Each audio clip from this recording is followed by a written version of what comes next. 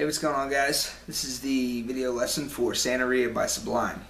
Alright, so the song basically only has 4 parts to it. You have the intro, which is the same chords as the verse, so I'm going to kind of lump that in together, the intro and the verse.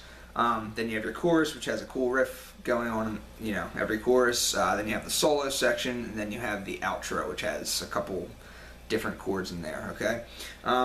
So as I go through this, if you're watching this from the website, you're going to have the chord diagrams and the tabs popping up on the screen. If you're watching this on YouTube, you're going to hear me refer to the chord diagrams and tabs, but you're not going to see them on the screen because, as I said, that's only available on the website, okay? So anyway, this song starts out 4 chords. The chords are E major. Okay, then you have a G sharp chord. Then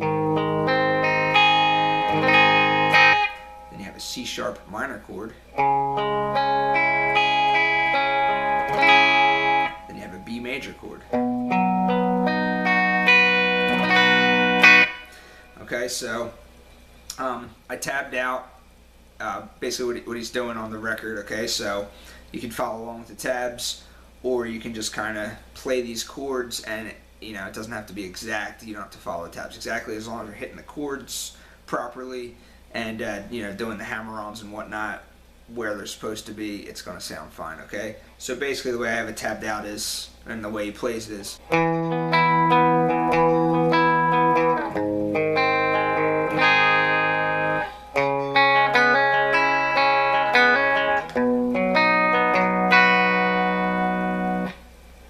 okay, so that's the way I have it tabbed out and how he plays it on the record.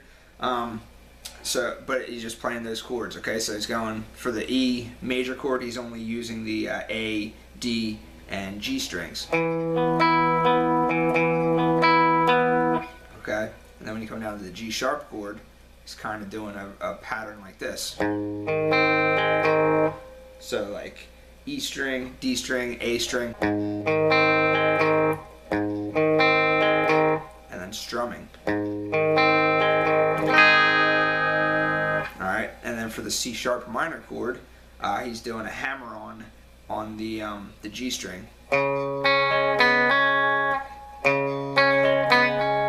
Okay, and then coming up and hitting that note up here on the B string, 5th fret.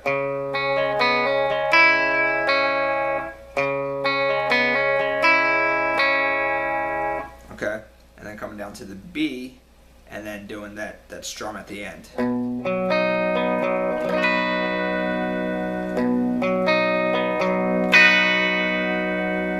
Okay, so if you're looking at the tabs, it probably looks a lot more confusing than if you just look at the chord diagrams. The chord diagrams, you just lay out these chords and you just kind of play through the notes of the chord.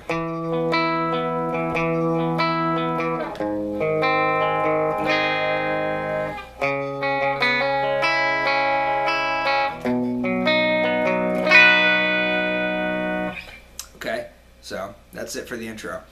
Now for the verse, it's those same chords. All right, you still have the E major, and you have the G sharp major chord, C sharp minor chord, and the B major chord. Okay, but you could just play the top portion of each of these chords. Okay, so instead of playing the full E major chord, you could just play the E, G, and B strings. Okay, so 7, 9, 9.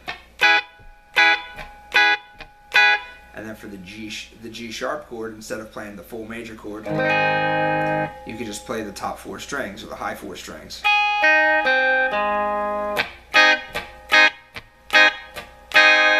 Okay, and then for the C sharp minor chord, you could just play the high 3 strings.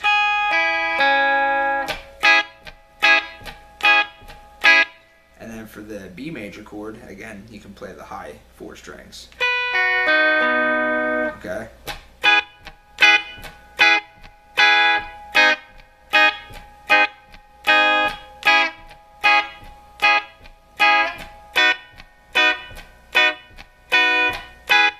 Okay, so, and it's on the upbeat every time. So if you're counting 1, 2, 3, 4, the strums would occur on the 1 and 2, and it would occur on the ends. Okay, so you're doing a mute and then an upstroke.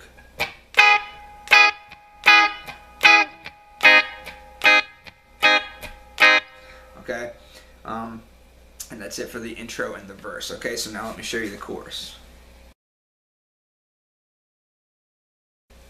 Alright, so the chords of the chorus are very similar to the chords of the previous section. The only difference is instead of playing a G sharp chord, you're now playing an A chord, okay? So it's 1 fret up. And again, you're going to be doing the just the top portions of these chords, okay? Actually, there's a riff that goes on here, but if you just wanted to play just the chords, it would be A, B, E, and then C sharp minor, but you would just be playing the top portions again. So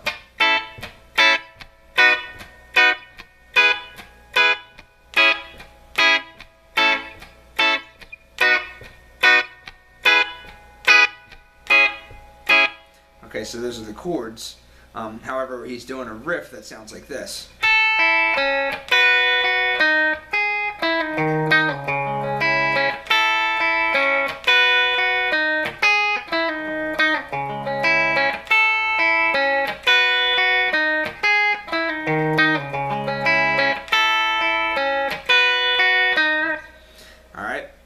And that's all just coming from these chords here, okay? So I tabbed it out exactly how it's played on the track.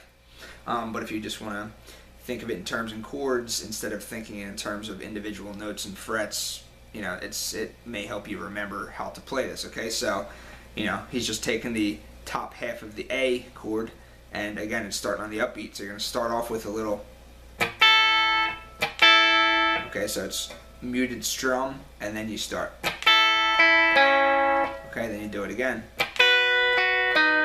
Okay, so it's A to the B. Alright, and then this is, where are we at? Okay, so it's a mute, and then 9th fret of the B string, and then 9 to 8 on the G string. Okay, and then 6th fret of the A string, and then come down from the 8 to the 6 on the G string. So it's, and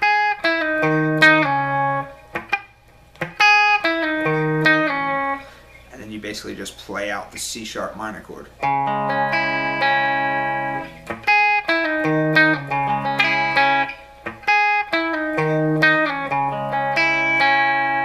Okay, so you can just follow along with the tabs, and the X's in the tabs represent the what I'm talking about with the muted downstroke. So you'll see an X representing that mute.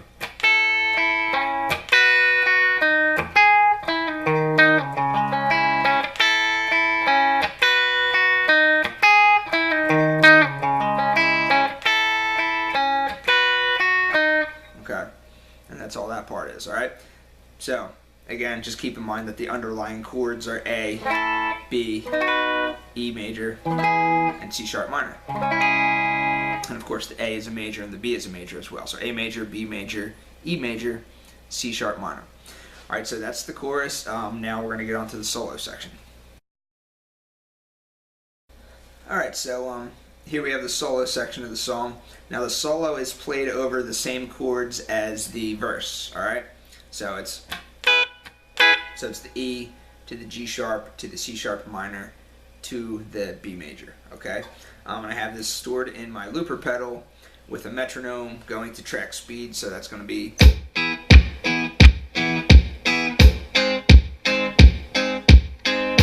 okay, so playing with the metronome helps get your timing and phrasing down, okay? So let me just play through the solo real quick, and then I'll explain how it's done. All right, so it's.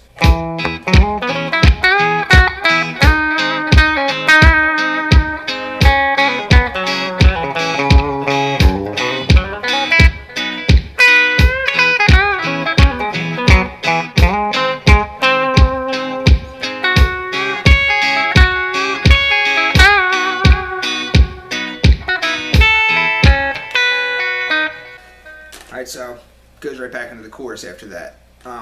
So anyway, the way that solo is played is I have it tabbed out exactly as the record goes, exactly as I was playing there. So if you're watching it from the website, simply follow along with the tabs along with what I'm saying. Okay, so the way that is, starts out on the 7th fret of the A string. Alright, and then you come and you take your 3rd finger and put it on the 9th fret of the A string, and you slide from 9 to 11.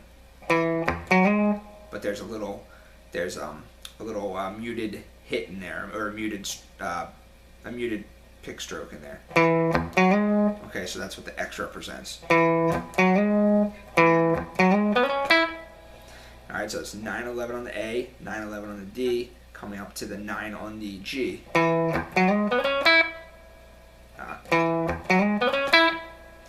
Alright, and then you're doing a full step bend to the 11th fret of the G string.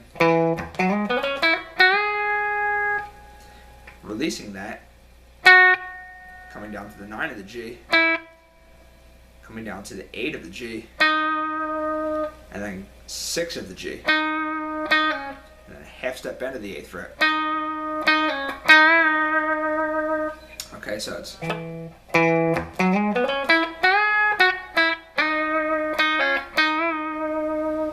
Alright, so I like to grab that 8th fret there.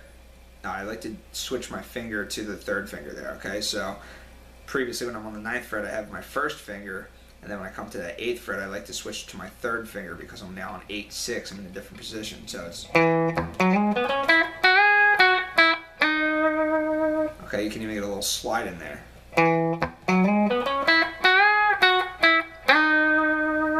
Okay, now on my 3rd finger. Alright, that's just a half step bend there. Alright, and then you come down to the 6th fret, 6 and 4 on the G string. Okay, so that's 6-4 on the G, and then 6-4 on the D, but you're ending on the 4th fret of the D string.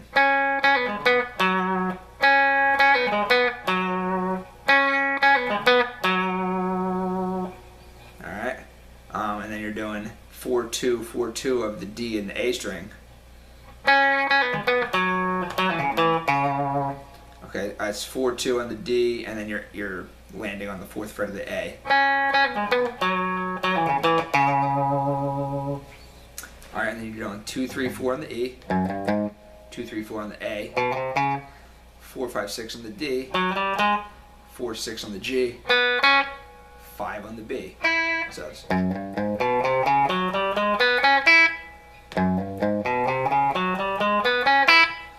Alright, so you can either hammer, or you can try and pick each note. Alright, so this is a part where, I'm not going to lie, I kind of always don't get this part perfectly. It's a little sloppy, but I also don't practice it all that often. However, if I wanted to perfect it, I would practice over and over and over and over to a metronome, just going.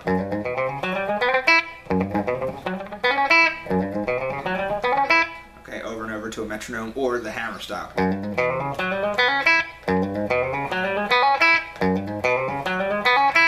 Alright, so that's one thing to keep in mind, just practice to a metronome if you really want to get tight on that part. Alright, so up to now we have...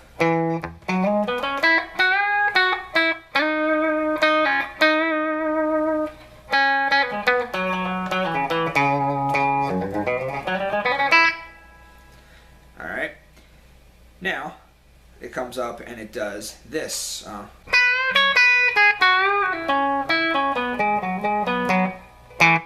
more time.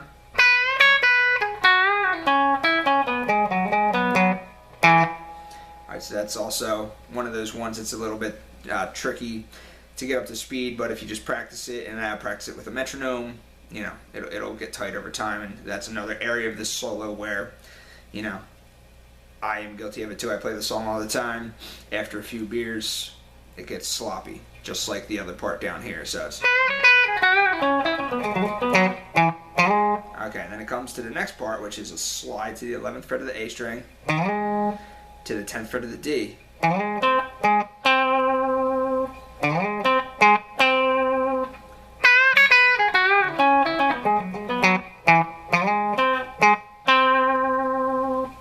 Alright, and then a full step bend of the 11th fret of the G string.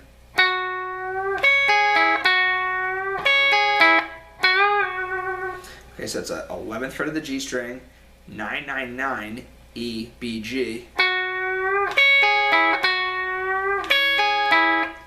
right, and then a bend release of the 11 of the G string. All right, and then the solo ends just 11-9 of the G, and then back to the chorus. All right, so one more time with the rhythm and the whole solo.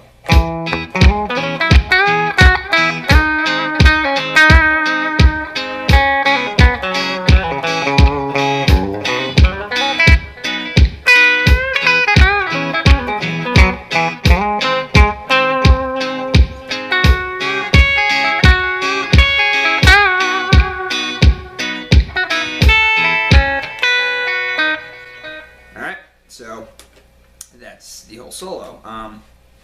Yeah, if you're watching from the website, follow the tabs. Done deal.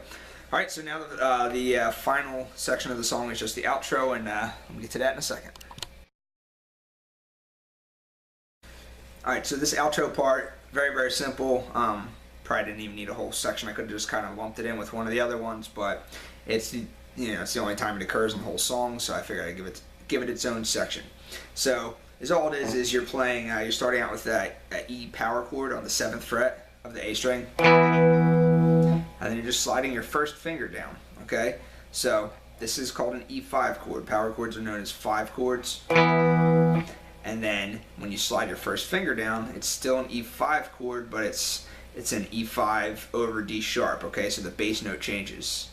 It's called E5 over D sharp chord, so.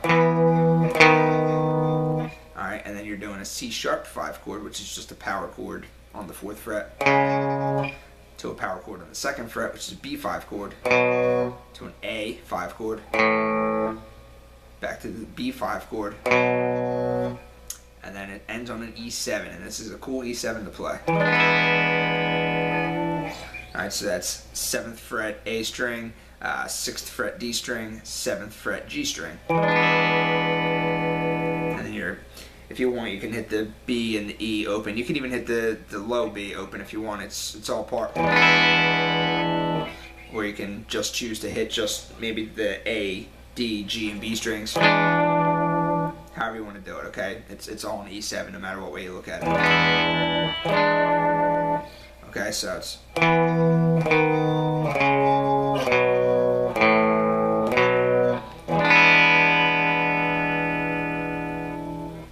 And that's it. That's the outro of the song. That's the entire song. Short, quick lesson. If I missed anything, or if I went over anything too fast, simply hit me up, ask me, and I'll try and help you out. All right, thanks a lot.